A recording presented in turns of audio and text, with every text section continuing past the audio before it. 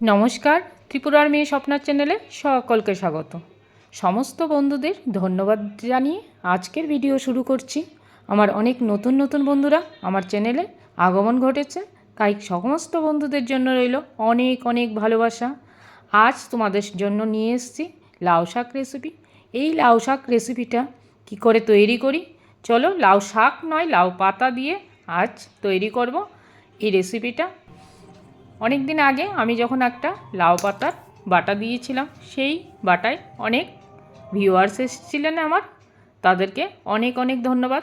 তারা এটা ভালোবেসেছিল, তাই আবারও নিয়ে আসলাম লাউ পাতা বাটা। এই লাউ পাতা বাটা আমি কি করে তৈরি করছি চলো শেয়ার করি।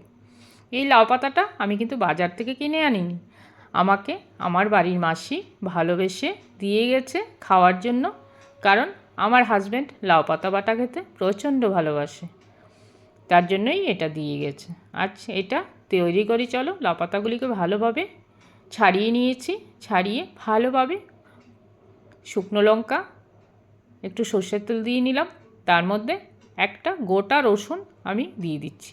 আর লাউ পাতাগুলিকে ভালো করে ধুয়ে জলটা নিংড়ে দিয়ে দেবো। তোমরা যদি চাও এটাকে কুচিয়েও দিতে পারো, না কুচিয়ে দিলেও হয়ে যাবে, কারণ লাউ পাতা এতটাই নরম সব সেদ্ধ হয়ে যাবে। আর এটা থেকে যেহেতু গ্রাইন্ডারে মিক্সচার করা হবে, তার জন্য আর কিছু না কাটলেও হয়ে যাচ্ছে।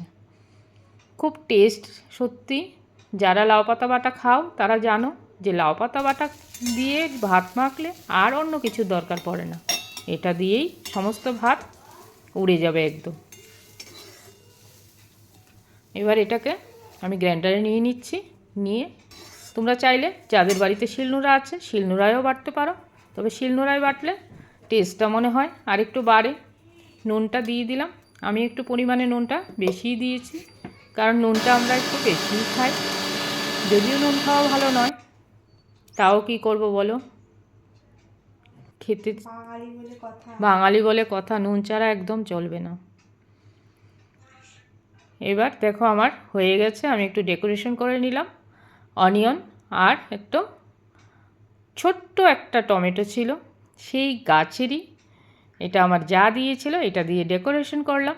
এটা লঙ্কা নাকি টমেটো আমি নিজেই বুঝতে পারছি না, তোমরা কি বলো, এটা কি কাঁচা লঙ্কা নাকি টমেটো? দেখতে দুর্দান্ত লাগছিল, তাই আমি এটা দিয়ে একটু ডেকোরেশন করে ফেললাম। আমার ডেকোরেশনটা কেমন হয়েছে সেটাও জানাবে। আর তারপর গরম গরম ভাত এক থালা মেখে, ওফ কি স্বাদ! ওহ সেই স্বাদ! তোমাদের কেমন লাগলো বন্ধুরা জানাবে কিন্তু।